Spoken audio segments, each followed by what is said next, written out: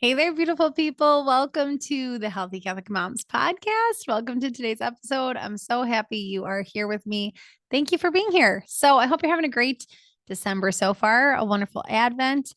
Today, we are going to talk about where to start, a couple tips on where to start when you have no idea where to start, where the idea of diet and exercise overwhelms you. So, a lot of you might be listening to this later than when it comes out. I know January tends to be a hot time that we start looking at our health and fitness habits. And maybe you found this podcast and are hitting it. Maybe you've been with me a long time. And even though this might seem like a more fundamental idea, it's never a problem to go back to basics. So hopefully you still glean something from this, even if you are one of my more seasoned ladies or are working with me or have worked with me before.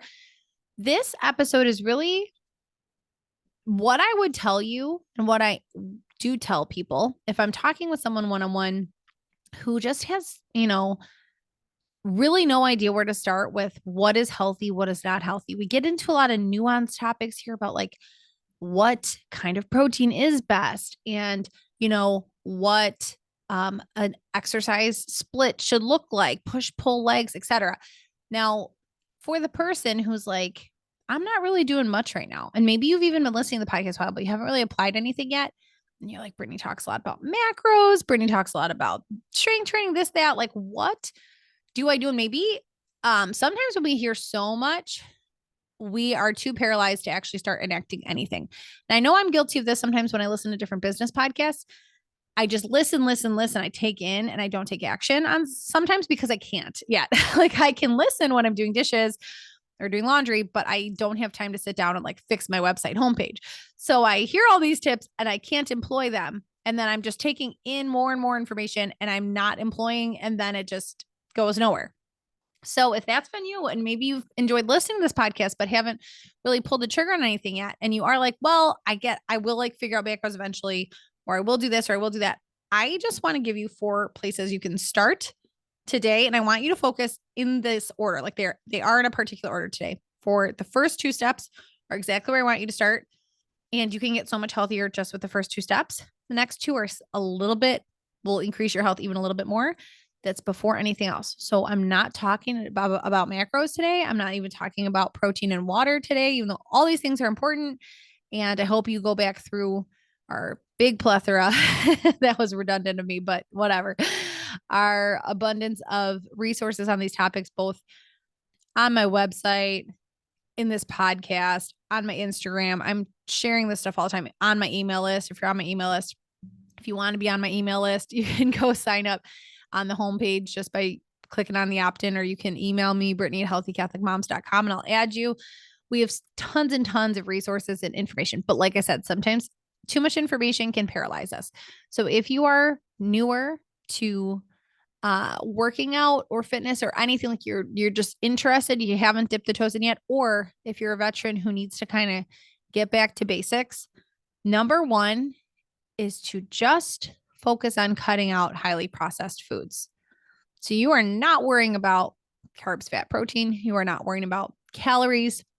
You are just looking at the foods that you're eating and trying to eat as many whole, clean foods as possible and cutting out highly processed foods. Processed foods are a whole big scale, and I've done episodes on this you can go back and listen to, but don't get super caught up in that. Just think highly processed. So like almond butter is processed because the almonds have been made into a butter. There's probably a couple things added. Even the cleanest one is like almonds and salt, or you can make your own even. Still technically processed because you're changing the state of the almonds, right? That's fine. That is a minimally processed food. Highly processed foods are things like chicken nuggets and Beyond Burgers and those kinds of foods that are even a lot of like protein bars are highly processed. Focus on just by cutting out more highly processed foods, you're going to turn to more whole foods because you have to. If you're used to having like 2 protein bars a day, maybe you need to start hard boiling some eggs as a snack so that you're getting protein and fat. I know we're not really talking about that yet. I can't help myself. Just telling what they consist of. But like you have to turn to something else. Maybe you'll make oatmeal or you make eggs or something like that. So focus just first and foremost on cutting out, eliminating, avoiding. Avoiding is a better word. Sometimes eliminating, it's hard to totally eliminate them. highly processed foods, you're going to feel better, you feel less bloated, you're going to stay fuller longer on those whole clean foods. So that's step one. Step two is to move every day. That's it. Those are the two things I want you to do. If you are not sure where to start and you're like, but Brittany, like, is keto better? Should I do macros? Should I do this? Should I do that? How many times should I work out? Da-da-da. Start cutting out highly processed foods and avoiding them, and aim to move every single day. Why I actually say every single day. And like, some of you hearing that might be like, but Brittany, we don't work out that much in the Chasing Greatest group. Or like, what about rest days? Da, da, da. Just aiming to move is a broad category. So that might mean that one day you're doing weights, one day you're going for a walk, one day you're stretching, and stretching and mobility are fine for a rest day. Walks are even fine for a rest day. So I am not telling you to go hard in the paint 7 days a week, and I would not do that. But the benefit to moving every day in some capacity is that then it's in your routine. It's oftentimes, and research supports this, it's actually easier to do something every day than to do it like 3 times a week. Because when we're doing it just sometimes, we have to think about it. Like, did we fit it in today? Am I doing it Monday? Am I doing it Thursday? Like, if it's just part of your everyday routine, it's like brushing your teeth. Like, you just somehow do it every day. So it's still ambiguous. Maybe you're moving for 5 minutes every day if you're not moving at all right now. Maybe you're moving for 20 minutes every day. Okay. You get to pick the how you move, but moving every day is definitely good for all of us. So that is the second step. Now, if you've gotten those down and you want a tiny bit more, I'm going to give you 2 more tips, and you could employ all these at once. They obviously work together. Tip number 3 is to start incorporating leafy greens. So this might be easy to do simultaneously with cutting out processed foods, because you're going to be looking for more whole clean foods to do, to eat, to consume. So like kale, spinach, romaine, the darker leafy lettuces, Swiss chard, they all are really good for us. They have a lot of nutrients. Yes, I could have just made this into like a broad vegetable category, but specifically leafy greens give you a lot of return on investment. So you might as well just shoot for the best right out of the gate.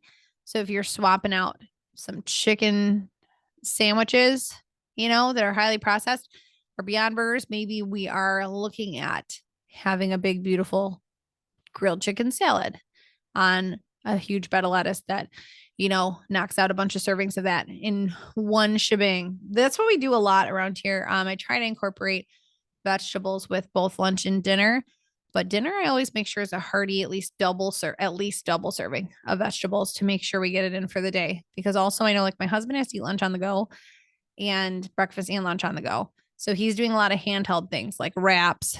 I do make him that. So it's not like, it's not super highly processed. It's, I use just a tortilla. Sometimes I make the tortillas or the bread or whatever. And then, high quality meats and the whole thing. But usually his only vegetable, I know by the time we get to dinner, has been red peppers. Because he has red peppers every single day with his lunch. So I'm always shooting to have like a big salad or a big vegetable soup or soup that incorporates vegetables at dinner, so that I know he's getting a bunch in too. So I just kind of do that for all of us. So that would be tip 3. And tip 4. So if you're doing, these are not in addition, like number 3 and 4 are like right in conjunction with 1 and 2. Because number 1, if you're cutting out highly processed food, you can just start directly swapping in leafy greens. And then step 2 was move every day. Now, tip 4 here goes along with tip 2, which is make at least 3 of those daily movements strength training. So I did get that in. I did have to get that in there. Even though we didn't talk macros or anything, I did have to plug strength training. It's so important. So if you started out and you are just moving every day and you're maybe walking for 5 minutes a day or stretching for 5 minutes a day was your choice before, now I want you to make 3 of those strength training. You can start really basic with this too. You could search like a 5-minute strength YouTube video. You could just do some basic forms of movement in your living room if you have no equipment, like squats and elevated push-ups, where your hands are on a bench step or chair and you're not going all the way down, like say to the floor if you're not ready for that right away. Planks, these kinds of body weight movements you could start with, but strength training is so beneficial for us, and you will start seeing returns on that right away if you're not strength training.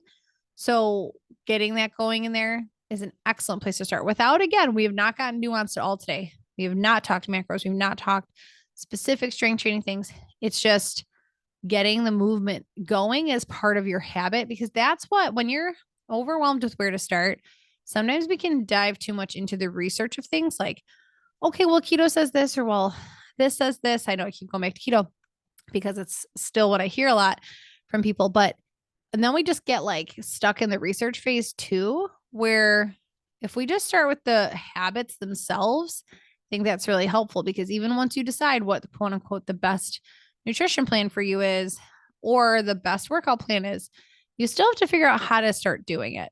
I think action is the best step. So take and apply these broad areas, put them into action, put this in your planner, put this in your phone, your first two things. Hear me and, pop up on your shoulder here before you eat something. Be like, is that highly processed? Like, do you have a better option when you go to plan your meals for the week? And then moving every day. And then you worry about, yes, okay, well, what movement is best?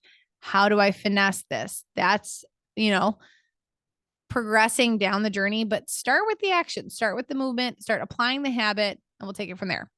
And I'm here to help you. So this podcast is a great resource, like I said, and lots of other places too. You could come follow me on Instagram. I share a lot there.